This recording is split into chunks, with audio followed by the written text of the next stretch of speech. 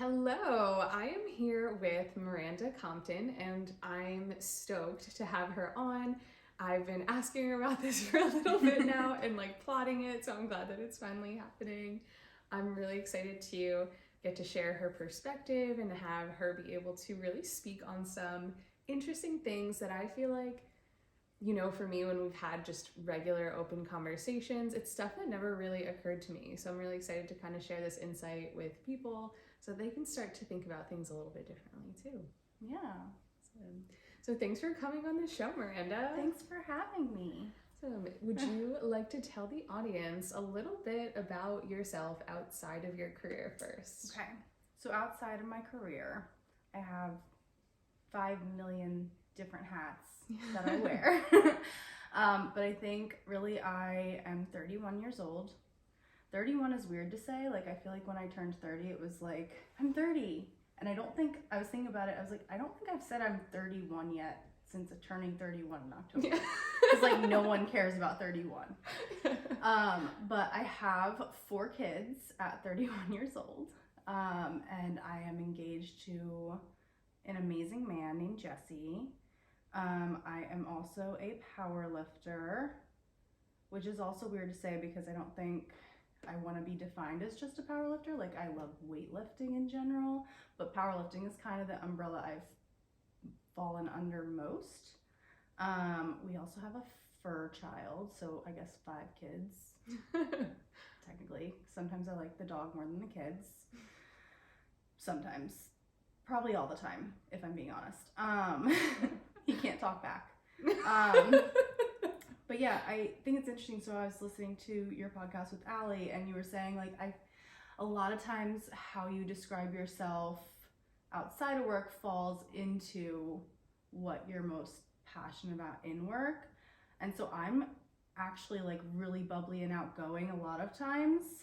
I do have some introvert tendencies. I can fall a little bit under both. But I love connecting with people even outside of work. So I'm that person that's having an awkward conversation with someone in the grocery store because I saw their shoes. And and that's how we met too. It was just yeah. Oh, hey, I see this fire logo on your sweatshirt as you're in my job. And so I just create these little things to connect with people all the time. And I think it's really important for me in my everyday life to just kind of connect in a world that I feel is so disconnected. So that's kind of who I am. But yeah.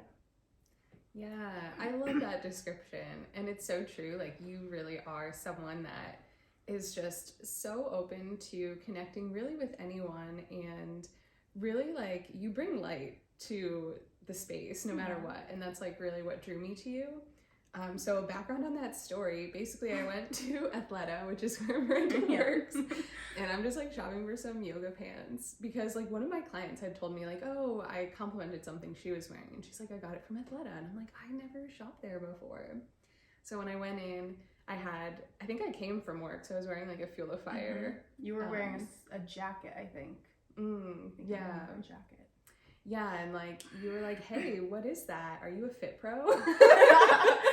So, yeah, and then that basically began our friendship. And I think I really honestly just started shopping at Athleta so much and hardcore loving it because of you. So truly you really put me onto it. And of course you explaining what the brand represents really made me feel good about my purchases and just being in that space and everyone that works there.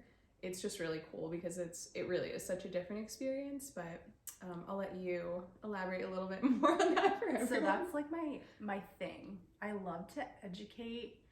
Customers come in and they just want to buy a pair of pants. And sometimes I have to take it to that next level. I think it's a teaching moment in every part of that experience. A lot of people think they're just buying a pair of pants and they're coming in a store and it's another store just like the one they were just in probably. But I like to think that we do more than just sell clothes, and me especially. I love to teach people about the brand and about what it means, and I'm there because I love what the brand stands for. I'm not there, yes, I get paid and that's a bonus like every other job, but I just love teaching people about the mission of empowering women and girls and the sustainability aspect. How so many, like, there's such a high percent of our fabrics that are made from recycled materials, which is so cool. And it's like a really rigorous certification that you have to go through to become what's called a B Corp.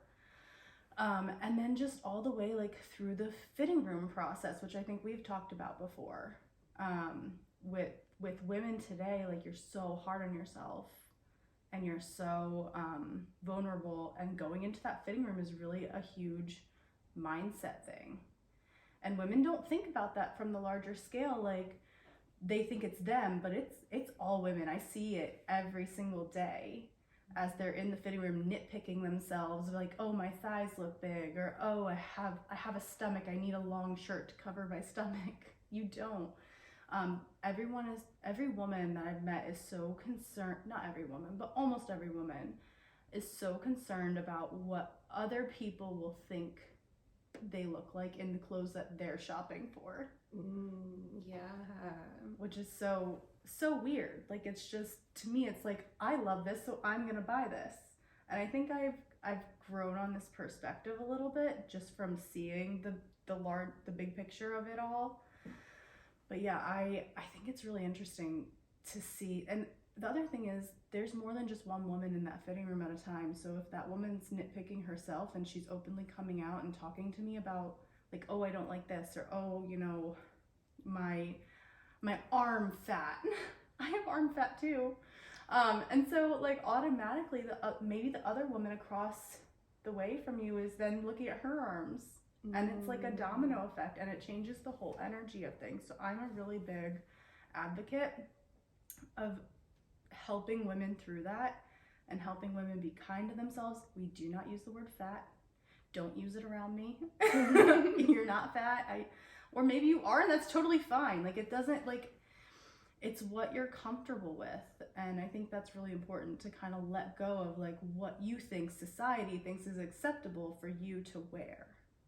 I get very passionate about that. I could go on and on about that. Yeah. I feel like every time I'm in there, I always have this pause moment where I'm like, do these people know each other in the fitting room? Because, like, it feels like genuinely a family, because the space that you guys create in there really is like, everyone feels really comfortable. Yeah. And even just the way you guys show up in the dressing room, like, you can tell you're there to really be honest and support me with how I'm feeling. And, you know, like, you're always like making sure that you're hearing what I'm saying about what I'm wearing or what I'm feeling about the things that I tried on.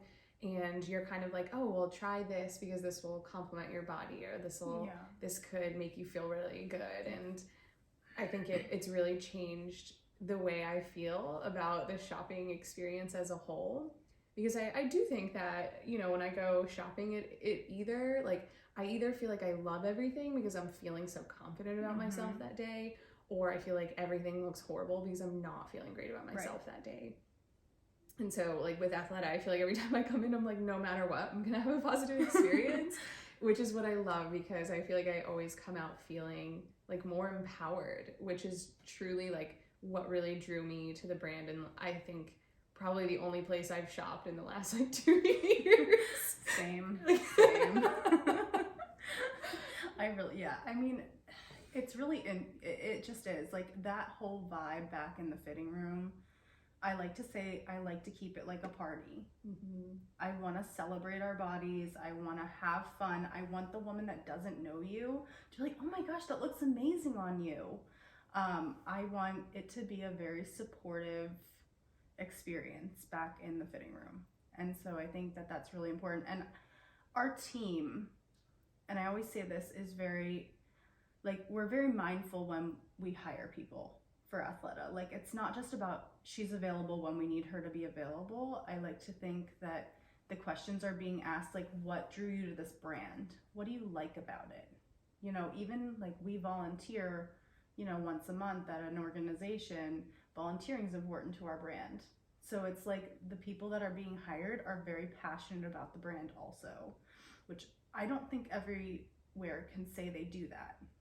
Like, I don't think Target employees just want a paycheck. Very different. They're not there to be passionate about Target. Yeah.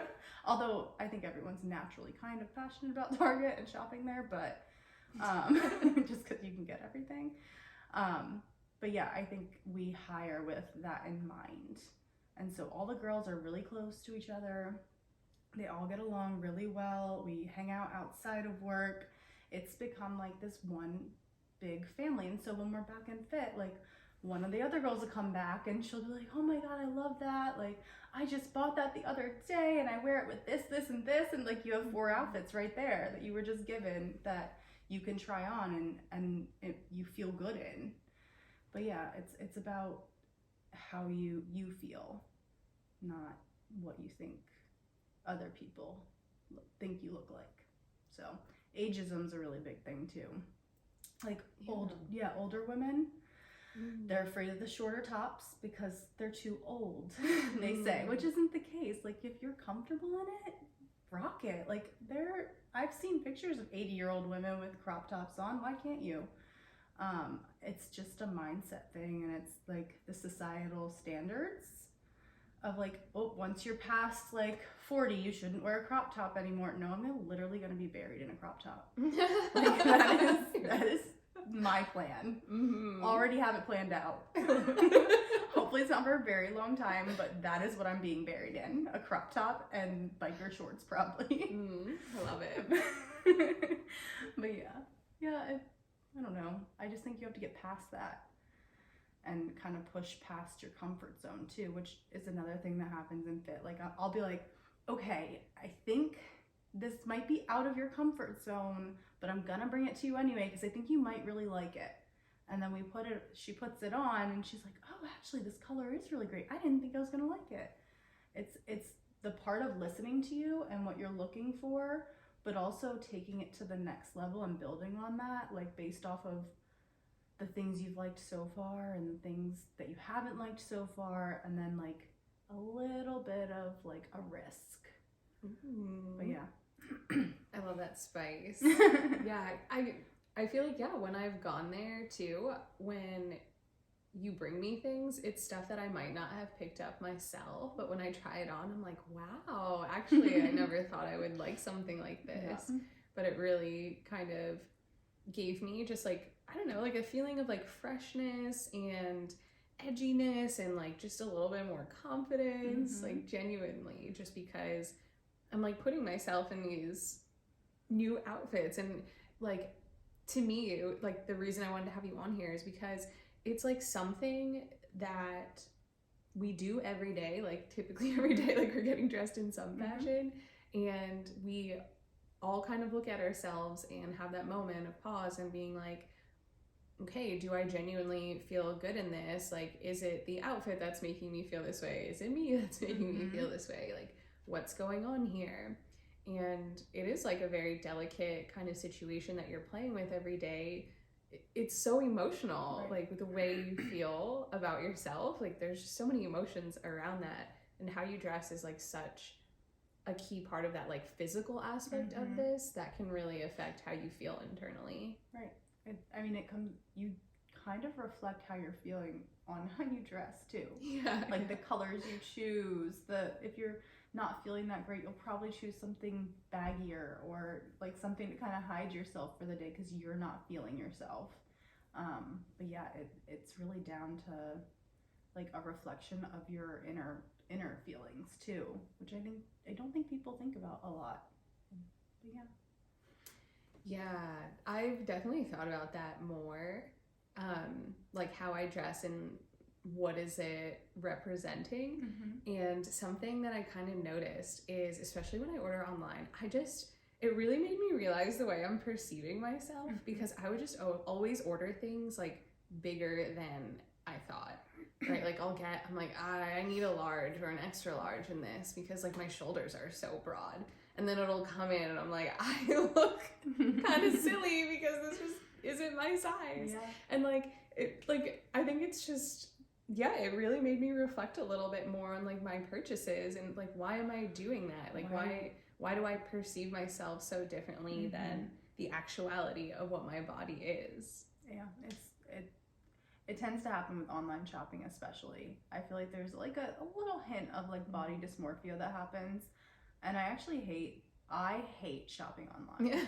Like, I hate it because I love to touch and feel. And like, I also right now don't think you can know your size. Yeah. There's just no way. And I think it's good that companies are getting away from that. Like, things not all being the same size. It depends on the cut, it depends on the fabric, it depends on like the textures sometimes even of the fabric. I'm 3 different sizes at Athleta, and I'm okay with it. Like, it means that they're putting the thought into how that piece is supposed to look, or how someone may want it to look.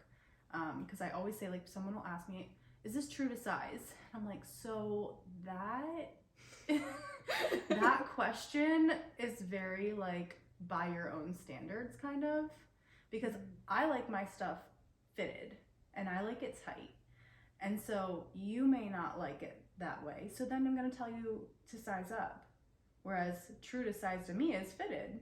But if you're already thinking you want it sized up, then my true to size is not your true to size. So I get asked that question like 8 times a day, like, how's this fit? Well, you and I are 2 very different body types, and so it's not going to fit me like it fits you. So I always encourage people to have that experience in fit for that reason.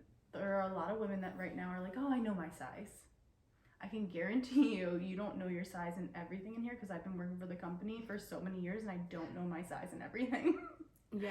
You have to try on. You have to see how you like it to fit, because you may want to go up size or down size. And then I have the women that are terrified to go up a size. Why do you think that is? They don't want to surpass a certain size, and they won't buy it. If they love that item and they put it on their body, but they want it to be a little bit bigger, they'll try on the bigger size, but they won't buy it because they don't want to be a bigger size. And that's crazy to me, because I'm like, it's just a number, it's just a letter. It doesn't mean anything. No one's looking inside that shirt to see what size you are. No one cares. You're the only one that cares. Like, people are gonna look at that and be like, oh, I love that top, I love that color, you know, that looks great on you, whether it's a size extra small or extra large. So I think that's something that everyone needs to get away from too, is like that number, that letter. It doesn't matter.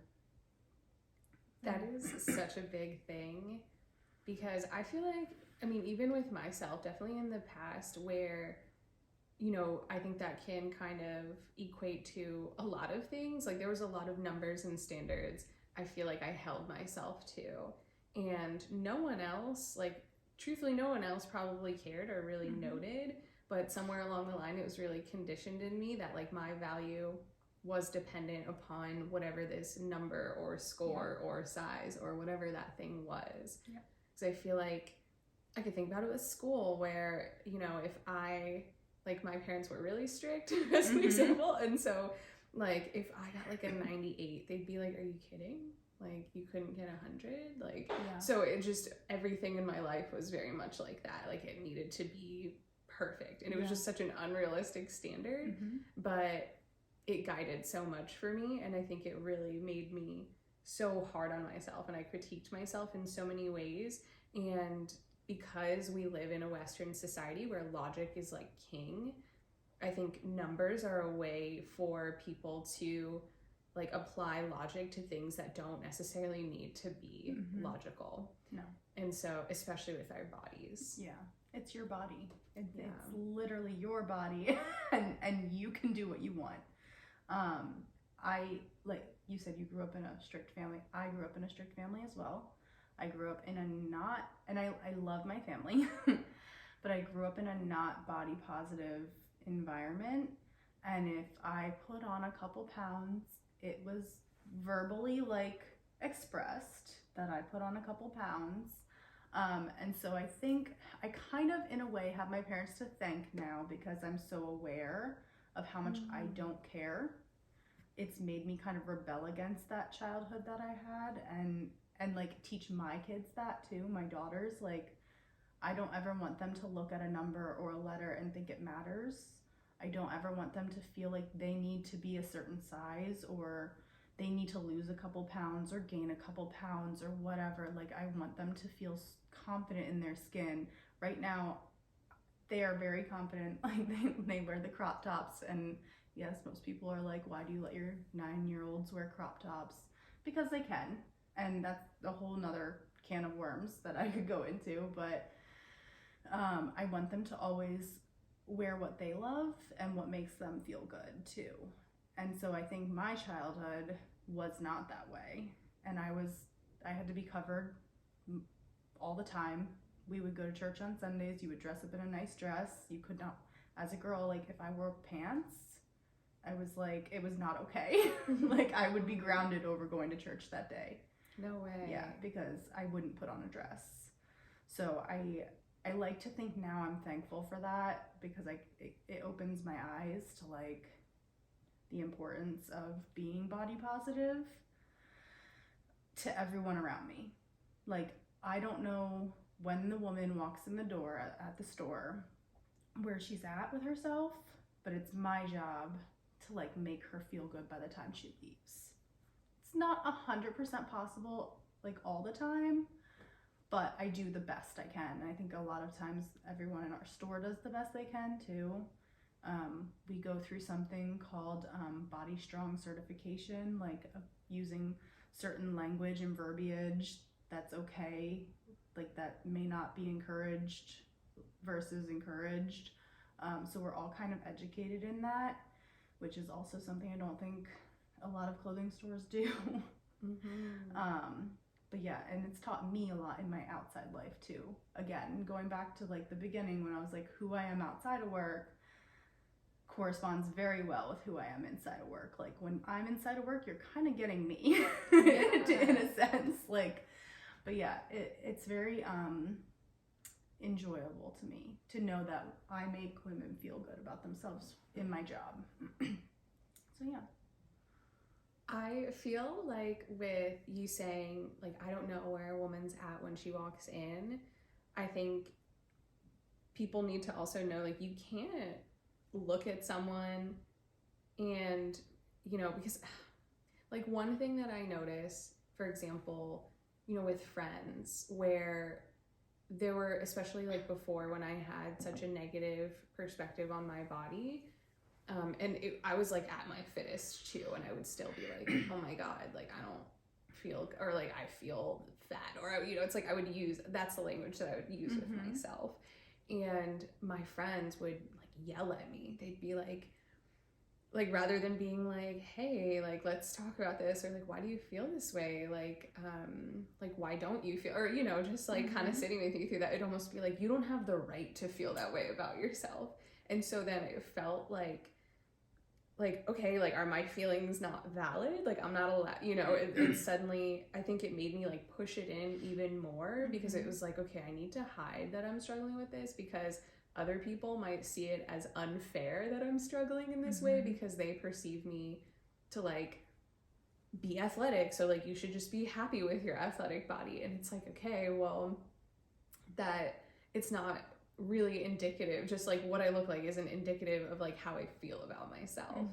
And so I think it's really important to meet everyone with kindness, and if they're feeling a certain way about themselves, that it's not, it really often has nothing to do with how they look, and more about how like they're perceiving themselves.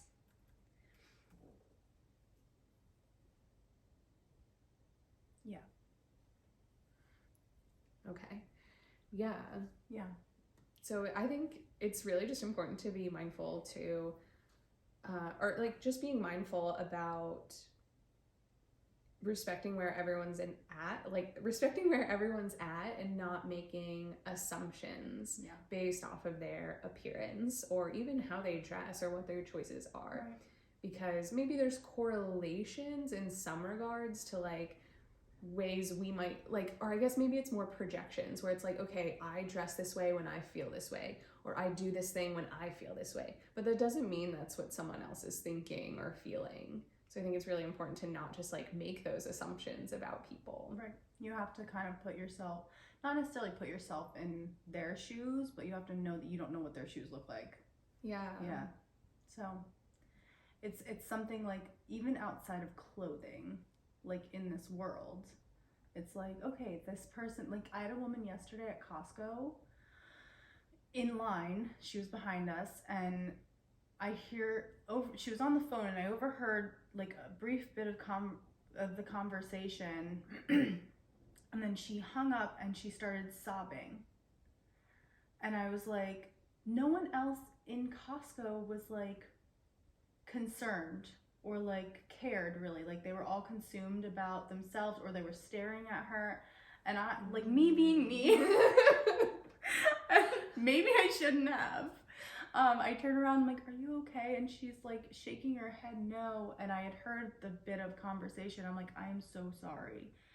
And she like nodded her head to me, but like was still heavily sobbing. And we get up to like the self checkout, and she was behind us, and I turned around and I said, you know, if you want, go ahead of us. We're not in a hurry, obviously, like, you know, you're not okay, so you can go. And she's like, it's okay. She's like, thank you though. She's like, I won't be able to drive right now anyway. And I'm like thinking, but she's like, thank you so much. And I'm like, why did no one else care? Like, what? Like, are we so like self-consumed that like to turn around and like make sure someone's okay is weird? It's just crazy to me. So like, you don't, like you said, you don't know where someone else is at. But it matters like how kind you are to someone. Like it really does. Like we want to raise our kids and our future generations to be kind and make this world better.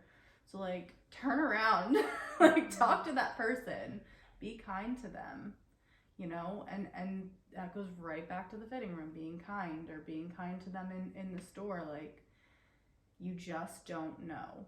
Like someone could be shopping because they had a terrible day at work and they need that retail therapy. Like we always laugh about it, like retail therapy, but it's like a serotonin a little bit. Like it's temporary, it's not permanent. But sometimes people had a really bad day and they're coming in and they need that relief. So like we try to give it to them. And I try to do that outside of work too, is like I want to have conversations with people. I want them to know, like I want them to feel like someone cares about what they're saying or what, you know, what they're doing, or I want them just to feel heard a little bit. I think that's really important for us as a generation right now. Yeah. It's kind of a tough space because I definitely agree. It's like we should care more about each other, and it's easy to just get lost in your own world, really. There's the element, like when you initially said that too, what kind of came to mind is like, okay, well, why wouldn't someone stop and say something or support this person? And I think there's a lot of fear around strangers, or like interacting with strangers. Because like, yeah, it's almost like we're sort of conditioned here to just kind of think like, okay, I don't know this person. There's a degree of this like not being safe because I don't know them. Right. So just because they're expressing emotion, or maybe it's the right thing to do to ask or check in how they're feeling, but I'm so afraid of like, is there a consequence that I'm not aware of in this moment if I were to start a conversation with this person? Or it's like, does this person really want anyone to talk to them? Yeah. Because sometimes even in my head, like I might overthink things in these situations where I'm like, yeah, maybe the right thing is to talk to her, but like, what if that's not what she wants? Or what if, what if this is just how she is? Like, what if there's nothing actually wrong? Or like, maybe she like wants to talk to me and then steal my purse, or like, it's like you start to go. There's a little bit of a fear there. Yeah. Yeah. And I did have that split second where I was, and even Jesse, like my fiance, he like looked over at me like, don't do it. Don't do it. Cause he's not somewhat, like him and I are kind of opposites. He's very quiet. He's very reserved, until you get to know him. But like, he has had to deal with me so much talking to strangers that he knows now when I'm about to do it. Yeah. He's like, I just. And he had overheard the conversation too, and he must have seen my like facial expression, like, because I was like shifting my eyes from left to right, and I'm like, do I say something? Because I did have that moment, like, well, what if she wants to be left alone? But I did it anyway, because that's just who I am. But I do understand, like, because Jessie is that type of person to be like, no, I'm not interacting. She clearly is not having a good day and probably wants to be left alone. Me, I'm just like, no, I'm gonna insert myself here, whether I want to or not. But I don't know. I don't have that, like, I do have a little bit of the fear in a moment, but then I'm like, okay, well, maybe she really needs it. Yeah. So, like, I'm willing to take that risk. But it's funny because there are some times where I am, like I said, I have introvert tendencies. So it, like, I have to work myself up in my head to do that for like a solid like minute. Mm-hmm. And like we at the store, like we do events obviously and stuff like that, and we partner with a lot of people. You've been one of them that we've partnered with. Before events, like, because I know the date that it's gonna happen, I will like have to psych myself up for that day. Like for the whole morning, I'll listen to like happy, pumped up music. Like I'll think of questions that could possibly come up that day, or like who I'm gonna be talking to that day and how I'm gonna talk. Or even like doing this podcast, I'm like thinking about like what could she ask me? Like what could we possibly be talking about? I have like a little bit of anxiety about that type of stuff, but then as soon as it actually happens, it like I've psyched myself up so much and pumped myself up internally that I'm ready for it, and then I go home and I'm like drained. Mm-hmm. But it's just, I mean, it's interesting. Like I've told you before, I have menu anxiety. I have to know the future. Like I have to be in control. Yeah. Yeah, I think it's like so interesting because like there is, I mean, everyone's so different, but that's what makes life beautiful. And I think opposites attract in that way too. And it's good because we can learn a lot from each other, because I'm very much someone that's the opposite. Like the less I know, the better, because then there's no expectation. I just show up and whatever feels good in the moment is like what I'll follow. Me, that gives me like heart palpitations. Backstory, I wanted to go to lunch with Shannon, and I like said something to her in advance because I'm a planner, and like I am so busy all the time that I have to plan my life out in advance. And so she's like, yeah, and I was like, okay. I was like, what are you feeling? Like, where do you want to go? Like instantly making these plans to a place that we can commit to. And she's like, we can just see how we feel. And I'm like, okay. I was like, full disclosure, I have menu anxiety and have to look at a menu for like days in advance. Yeah. I need to know what type of chicken wing I'm gonna eat. Yeah, I just love that though, because I think in that moment I was kind of like, okay, not everyone just thinks like you do. Like I can't, she hasn't thought about this. I'm like, all right, I mean, like I can make a decision, I guess. So it's like interesting, but it's good because sometimes it reminds me to be like, okay, like sometimes you should put thought into things. Like not everything should just be. You don't have to put that much thought into things. I full on ruined my marriage proposal by having menu anxiety. Poor Jesse tries to like surprise me for dinner, like to take me to the restaurant so he could propose at the restaurant. And I was more concerned about like where he was taking me because he wouldn't tell me. I'm like, you're gonna ruin all of this. Like I didn't know he was proposing, but I was just like, I need to know it was our anniversary. So I was like, I need to know where we're going. I need to know a dress code, like what type of restaurant. I need to look at a menu. And he's like, I'm not telling you. And so I'm like losing my mind. And so during dinner, I was just staring at this menu and I'm like, I did not have proper time to prepare.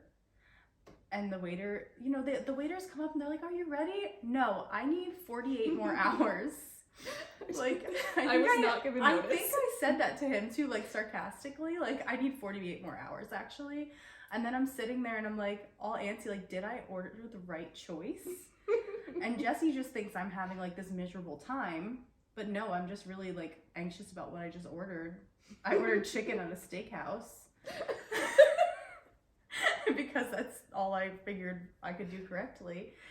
And then he didn't propose. And then he waited till we were home because I looked like I was miserable. But really, it was just all about the food, much like most of my life. Oh, yeah. I think honestly, sometimes those moments, like as little as they seem, like they're really good reflection points. I'm like, why was I so disgruntled? What's really going on here? That was not a serious problem. Food is never a serious problem to have for me, and it always is a major issue at restaurants. Dude, it happens. Yeah. I feel like my decisiveness I've really been working on over the years, because I think before, because I would just be like, I don't care, because like anything's fine. Yeah. Like I had this attitude of like just whatever, but now I've been trying to really practice just being like, okay, like what is my body asking of me right now? Like what genuinely lights me up? Like let me not second guess myself on this decision. Because I feel like I see that a lot in women where we like choose something and then we're like, wait, hold on, like maybe not, like what about this? And then we're like, we ask someone else, I'm like, what do you think? And it's like with little stuff, but it shows up in a lot of things, and it comes back to like something really foundational where it's just like this, you know, like it seems so small, but sometimes it's just like, am I just like not trusting myself here? Like what's going on? That's an interesting way to look at it, because that could be it. Like just going back and forth so many times. When really it's probably, and most of the time it is like the first choice that I had. Yeah. Like I spent days going back and forth that I end up choosing the first thing that I wanted. They say that about like house shopping too. They're like, oh, you know, you might look at a bunch of different things, and then most people end up going back to the first thing that they looked at. So odd. Yeah. But I mean, I think it's also like a societal thing too, where we're kind of like taught that, you know, like there's a positive about like trusting that there is something better. In the same, like I think it can also be a double-edged sword, where then we get stuck in the like wanting to write something else off because maybe this thing actually isn't the best. So like let me go looking for something better. Yeah. And then sometimes it's more of like an internal thing where it's just like, okay, am I really looking for something better, or is it something different that's like really going on underneath this like indecision or not being able to commit to it or something like that? Yeah. You always make me think deeper about things. I'm like, maybe it is internal. Like this is all honestly, like my sister like teases me sometimes because she'll just be like, Shannon, this is her phrase with me, she's like, dude, you're deep in it. Like you are like this is something she says about a lot of things, because like I'll take these little things and suddenly like have this like profound realization. I could see that. Yeah. She's just like, why do you always do this? I'm like, I can't. This is how my brain operates. And plus I do spend a lot of time like sitting in reflection, like more than most humans probably do. Like and there are times where I have to be like, okay, dude, stop being so like you're making it's sometimes things just are like you don't have to analyze everything. So it's like I do, you know, it's like I overthink things too. It's like we all do it in different ways. I wonder, like, do you think there's a difference between reflection and overthinking though? A difference between the two? Like what, like, do you think at a certain point you've left reflection and you've gone into overthinking? Yeah. And it's like, it's funny because I notice like physiological signs of it. So that's like my first, like, hey, you're getting too deep. Because like my body, and it's funny because if I really think too hard on something, I will actually give myself a headache. Like I will feel tension in my head. I mean, I've done that with things too, but usually it's like I'm planning something and I'm stressed, or like, and I put so much thought into it that now I have a throbbing headache. Yeah. And yeah, I think it just becomes something where the more you do it, the more you like notice your own patterns. So now it's kind of like if there's anything I plan, it's like movement and like things where I'm just not in my head and I'm just fully in my body. Yeah. So I make sure that every day I have something planned where it's like I'm just in my body, whether that's like going on a walk or like dancing or going to a yoga class or working out or like exercising. Usually like that kind of movement, it reminds me like, hello, like come back into your body. You're in your head too much. So this way it's kind of like preventative measures. Yeah. It's like, I know if I do this thing, because this takes X amount of time, I'm less likely to be overthinking. Yeah. Sure, some days I slip into it, but like it's also just having that consciousness to know and like observing the signs. Because I'm like, okay, notice that I do this thing. Here, I see the tendency. Like what are the signs so that I can alert myself if I start to slip into that? Because like with anything, you're not going to be 100% perfect all the time about knowing like, oh, you'll like, I can't sit here and be like, I'm never going to overthink again because I know the signs of when I start to slip into it. It's more of like having the awareness to know when I'm starting to walk down that path and caring enough to see the signs and pay attention to them and actually listen to them and pull myself back. Yeah. For sure. Yeah, I'm definitely an overthinker in a lot of ways. Which is, I think, like, weightlifting for me is my outlet. Like, that's how I escape. And, like, it's just my body. Like, it's not a thought process type of thing. It's not something I need to think about a lot. Like, with 4 kids, my life is so chaotic and busy, and it's about so many other people all the time for me. That escaping that is like so healthy. Like people think like I'm obsessed with weightlifting. I'm not. Like that is for me. Like a lot of people are like, oh, you always have to work out. I'm not doing it to lose weight. I'm doing it, yes, it's healthy for me, but also it's my me time. Like it is my escape.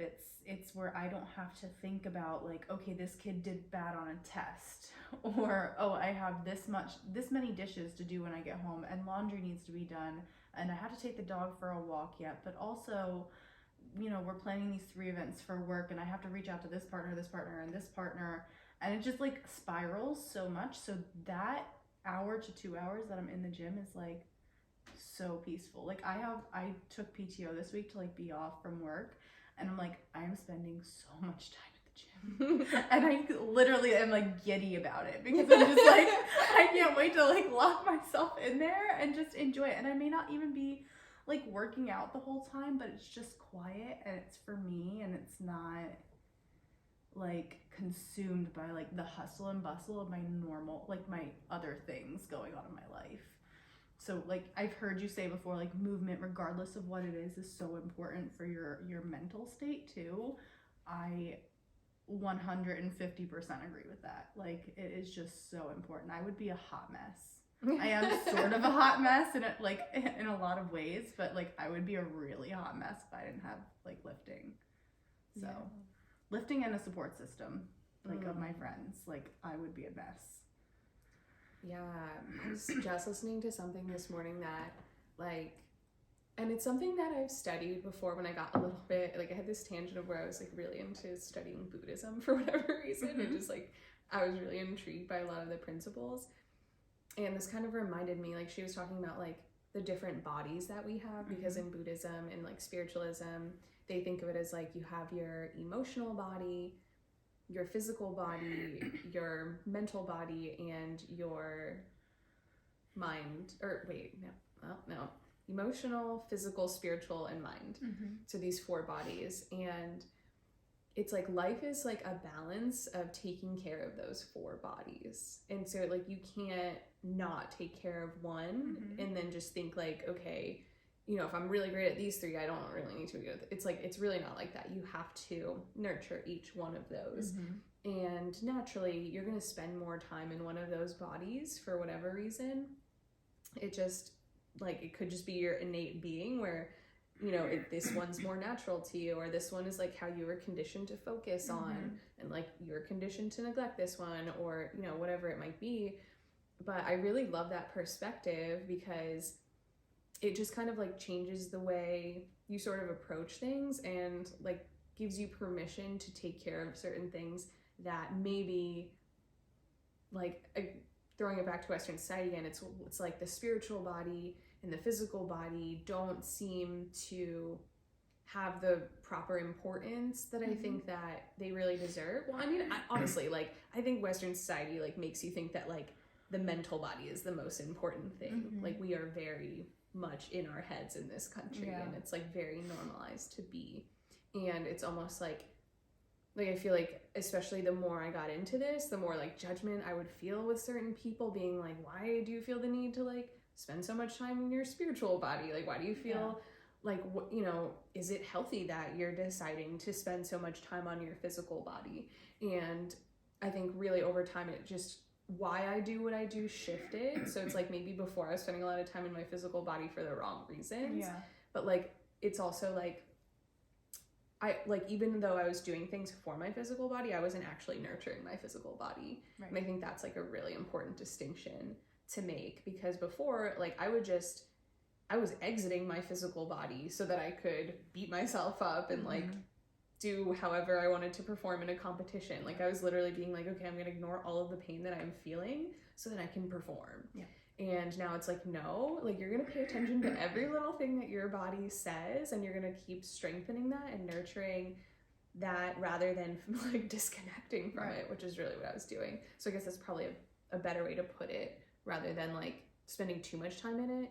It was more about just like, I was not actually nurturing it. Like, I was paying attention to it a lot, but I wasn't actually honoring it. And so that the same goes for all four of those quadrants, where, you know, like, yeah, ignoring certain ones in light of others, and really just coming back and being like, okay, I have to look at all four and like find the right balance for myself.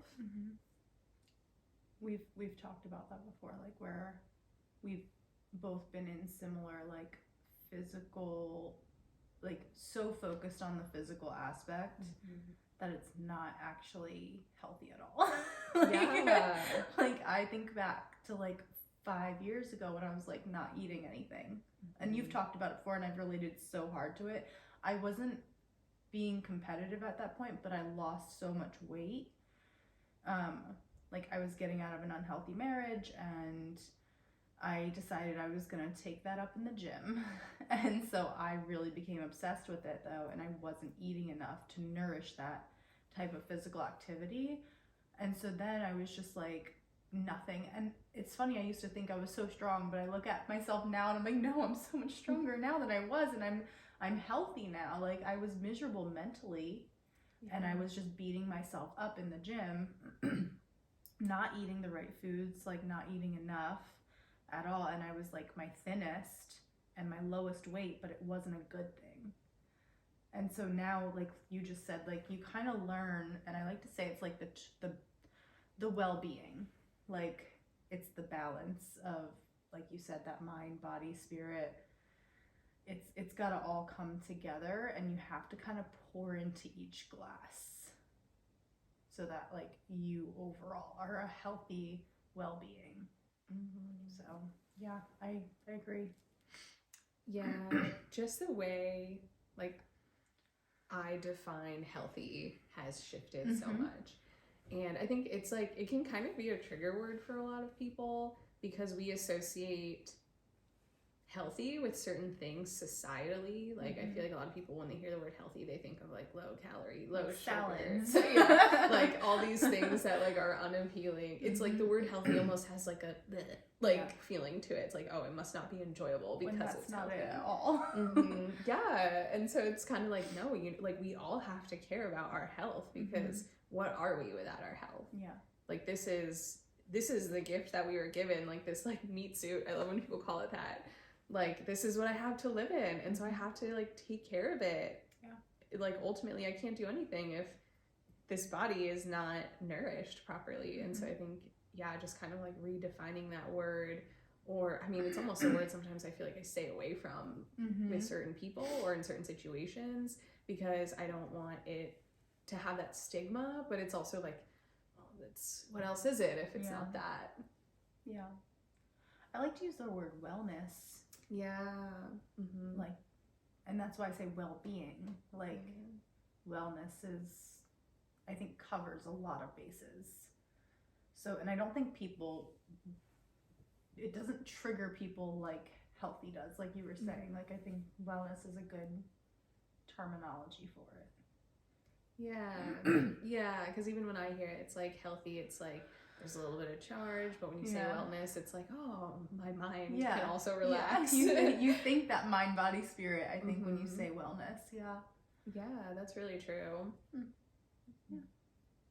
You know, I did prepare Miranda with questions because she did request it, and we asked one question and way off track. Yep.